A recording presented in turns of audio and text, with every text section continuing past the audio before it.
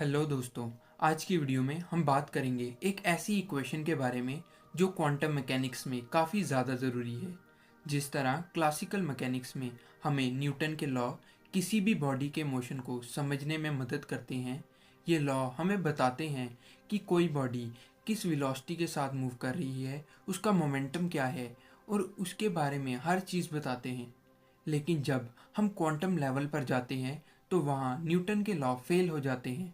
उदाहरण के तौर पर अगर हम किसी पार्टिकल को एक बॉक्स में रखते हैं और ये जानना चाहते हैं कि वह पार्टिकल बॉक्स में कहाँ है और किस वेलोसिटी के साथ मूव कर रहा है, तो वहाँ न्यूटन के लॉ फेल हो जाएंगे, क्योंकि हेज़नबर्ग अनसर्टेनिटी प्रिंसिपल के मुताबिक किसी भी पार्टिकल की वेलोसिटी और उसकी पोजीशन का एक साथ पता लगा पाना नामुमकिन है। तो इसलिए क्वांटम लेवल पर पार्टिकल के मोशन को समझने के लिए एक नई इक्वेशन की ज़रूरत है, और ये इक्वेशन है श्रोडिंगर वेव इक्वेशन।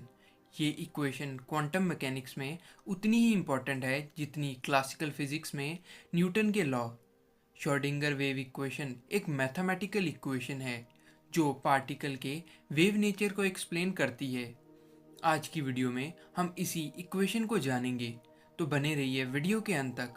लेकिन आगे बढ़ने से पहले हमारे चैनल को सब्सक्राइब करके बेल आइकन को दबाना ना भूलें, और अगर वीडियो पसंद आए तो वीडियो को लाइक करना भी ना भूलें। So let's start the video. साल 1923 में डी ब्रॉगली ने अपनी फेमस हाइपोथेसिस दी, जिसमें उन्होंने बताया कि जिस तरह लाइट वेव होने के साथ साथ पार्टिकल नेचर को शो करती है, उसी तरह मैटर भी पार्टिकल होने के साथ साथ वेव नेचर को शो करता है। डी ब्रॉगली ने हमें ये भी बताया कि मैटर वेव की वेवलेंथ बॉडी के मास पर डिपेंड करती है। मास जितना कम होगा, वेवलेंथ उतनी ज़्यादा। यही वजह है कि हम अपनी रोज़ाना ज़िंदगी में इस वेव को नहीं देख पाते हैं, पर एटॉमिक लेवल पर इस वेव को निगलेक्ट नहीं किया जा सकता।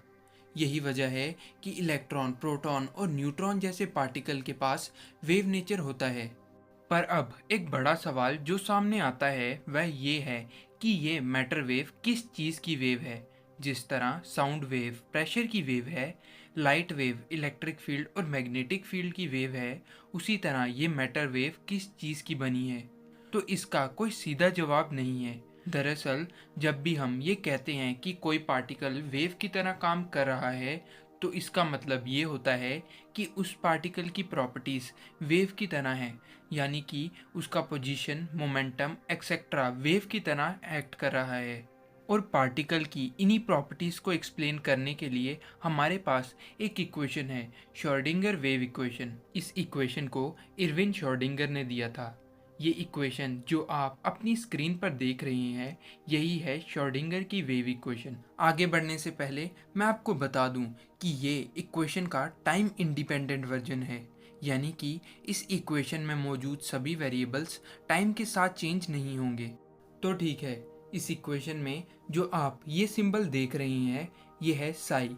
ये पार्टिकल के वेव फंक्शन को रिप्रेजेंट करता है। वेव फंक्शन हमें किसी भी पार्टिकल को स्पेस में फाइंड करने की प्रोबेबिलिटी के बारे में बताता है। क्वांटम लेवल पर हम किसी भी पार्टिकल की एग्जैक्ट पोजीशन को फाइंड नहीं कर सकते, इसलिए हम यहाँ पर प्रोबेबिलिटी की बात करते हैं। इसके बारे में हम अपनी श्रोडिंगर कैट एक्सपेरिमेंट वाली वीडियो में डिटेल में बात कर चुके हैं। अब आता है ई। यहाँ पर टोटल एनर्जी को रिप्रेजेंट कर रहा है, और एनर्जी हमेशा क्वांटाइज रहती है, यानी कि किसी भी पार्टिकल के पास कुछ सर्टेन अमाउंट की एनर्जी ही हो सकती है। इसके पीछे का कारण भी पार्टिकल का वेव नेचर ही है। V इस इक्वेशन में पोटेंशियल एनर्जी है, और क्योंकि ये टर्म पोटेंशियल एनर्जी को बता रही है, तो ये टर्म काइनेटिक एनर्जी होगी। तभी kinetic energy plus potential energy total energy के बराबर होगी। यहाँ h बार रिड्यूस प्लैंक्स कांस्टेंट है और m पार्टिकल का मास है। हम इस इक्वेशन के इस्तेमाल से पार्टिकल की एनर्जी, मोमेंटम और पोजीशन की प्रोबेबिलिटी जैसी चीज़ों का पता लगा सकते हैं।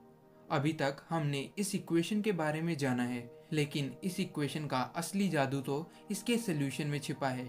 इस इक्वेशन का सॉल्यूशन कई चीज़ों पर निर्भर करता है, जैसे कि पार्टिकल की स्टेट, एनर्जी, पोजीशन एक्सेट्रा। आइए इस इक्वेशन के सॉल्यूशन को एक स्पेशल एग्जांपल से समझते हैं। इमेजिन कीजिए कि एक इलेक्ट्रॉन एटम के अंदर रिवॉल्व कर रहा है। इक्वेशन की मदद से हम इलेक्ट्रॉन के वेव नेचर को कैलकुलेट कर सकते हैं और बता सकते हैं कि इलेक्ट्रॉन कहाँ पर हो सकता है। जब हम इस इक्वेशन को सॉल्व करते हैं तो हमारे सामने एक अनोखी पिक्चर आती है। वेव फंक्शन एक क्लाउड की तरह दिखता है। इन क्लाउड को हम इलेक्ट्रॉन प्रोबेबिलिटी क्लाउड कहते हैं और इन्हीं इलेक्ट्रॉन क्लाउड में मैक्सिमम प्रोबेबिलिटी वाली जगह को ऑर्बिटल कहा जाता है। यहाँ ध्यान देने वाली बात यह है कि किसी भी इलेक्ट्रॉन की एग्जैक्ट पोजीशन को फाइंड कर पाना पॉसिबल नहीं है।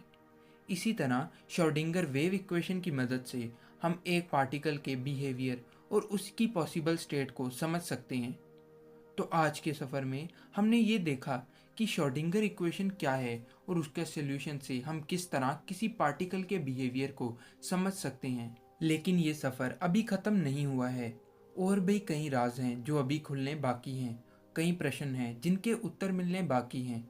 तो इसीलिए अभी हमारे चैनल को सब्सक्राइब करके बेल आइकन को दबाना ना भूलें। और हाँ, अगर ये वीडियो पसंद आई हो तो वीडियो को लाइक करना भी ना भूलें। मिलते हैं ऐसी ही किसी मज़ेदार वीडियो में। तब तक के लिए आप हमारी ये सीरीज़ देखना ना